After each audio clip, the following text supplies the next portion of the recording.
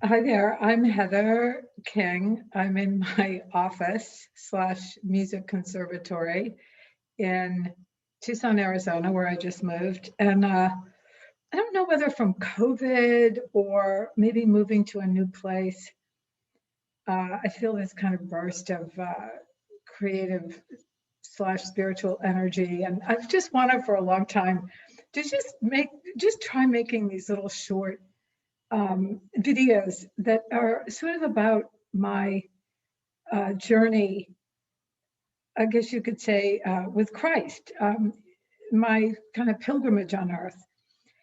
And I will just say, some of you may know this, but I was a huge drunk. Like I have alcoholism. So I was born on the coast of New Hampshire and was born and raised there. Had a long career, quote unquote, as an alcoholic, and graduated from law school during that time, got married, moved to LA, practiced law for a time, and had a big spiritual crisis of vocation, and this asking these deep existential questions, chief among them being, so what master am I going to serve? And that was how I've written a whole book about it. Really, all my books, I think I have 12 or 13 of them. They're really all about this ongoing pilgrimage. But just to sort of start with, uh, we live in this culture that is so virulently hostile and polarized and based on entitlement slash grievance and deeply ideological on all sides. And I mean, it was the same. I came into the church in 1996, so I was searching in the years before that.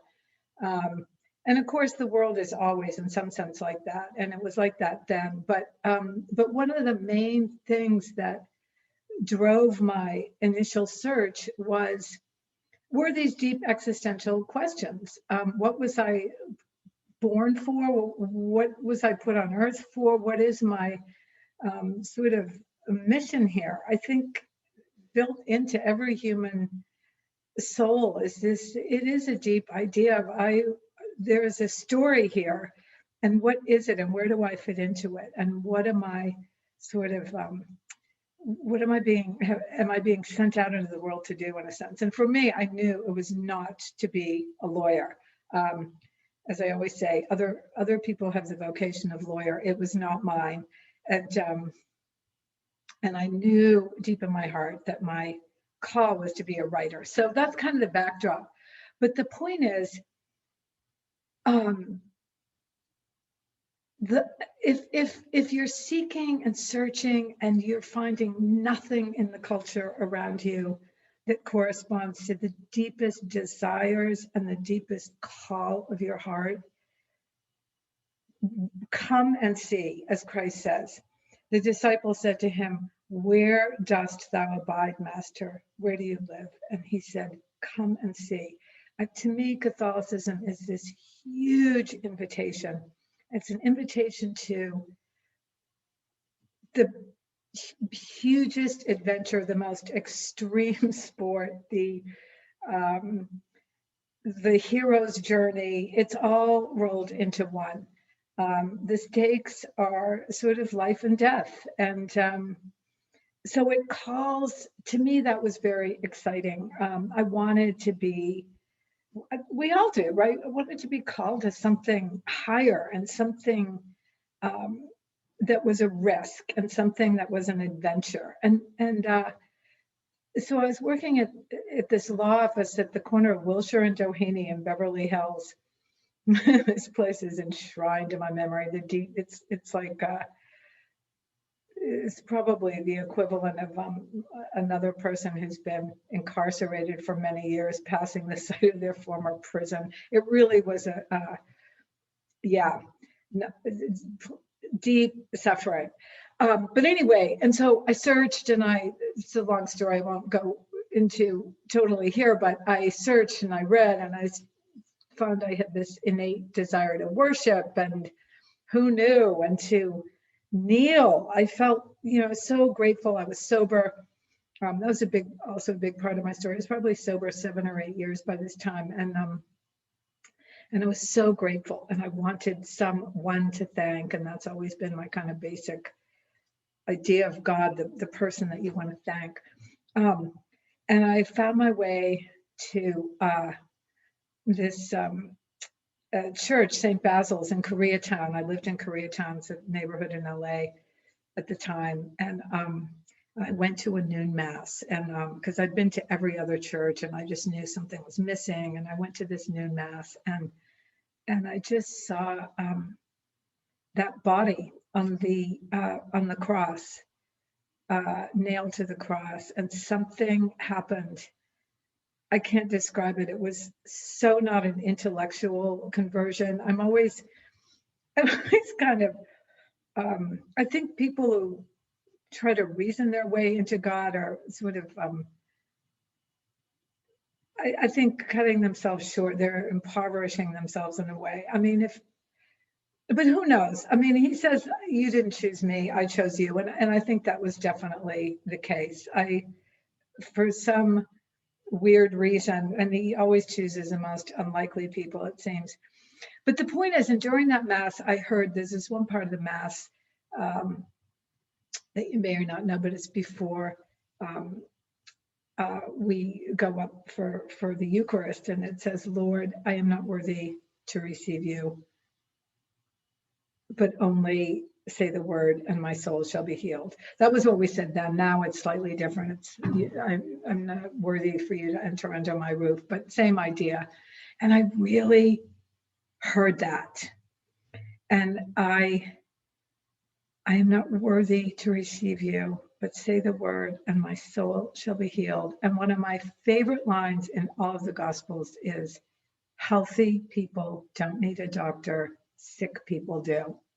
That is Christ. And I'm just, yes, this is my guy. So I think we tend to have this idea of, oh, I need to shape up first and then I'll bring myself to God. But that's what Christ is for. He invites the sick at heart, the anxious unto death, the addicted, the broken, the bleeding, the disordered, the dysfunctional. I mean, he invites all of us, but those parts of us that we're most bewildered by and ashamed of, and that we believe, I think, or I tended to believe, put me beyond the pale, are exactly, that is what qualifies. That's, come on in, come and see. And I will say, if you're seeking, I think the single best thing that anybody could do, and this is how it happened for me, just totally by seemingly randomly, and that is to read the 4 Gospels. Just read the Gospels without any preconceived notion, just as a hungry, thirsty seeker. And if you're lucky, you will meet the person of Christ, because that's what it is to be his follower. That's what it is to be a Catholic. It has nothing to do with ideology, with politics, with agendas, with prosperity gospel, with getting straight A's, with being a spiritual Iron Man, all that. It's just, all that stuff is totally antithetical to Christ. He's constantly saying, and the last shall be first and the first last, and looking for the lost sheep, and saying, don't worry about what you're going to wear or eat. Your Heavenly Father knows. That doesn't mean you just lie on the couch and wait for God to take care of you, but it means, again, what master are you going to serve? Is it going to be the master of power, property, and prestige, which is what our culture runs on and the world runs on and always has? Or are you going to take this great, crazy leap into the unknown and follow the deepest desire of your heart? Because who put that there but someone greater than us? So that's all I'll say for now. But I just, along with Christ, just say, come and see, and come, leave all the baggage, everything you think you know, everything people have hammered into you, all the zillions of misconceptions. I mean, all religions, I think, open themselves to huge being misconstrued, to being misused, to being commandeered for people's agendas, for being misinterpreted. But if you read the Gospels and meet this astonishing person of Christ, to me, it is just, it's a light that continually draws me. It's a mystery that can never be plumbed. And Christ is, bit by bit by bit, does, I think, heal our very wounded souls. So anyway, I hope to have my usual 10 followers, and welcome to all of you. And maybe I'll do another one of these pretty soon. Okay. Take care. Have a nice life.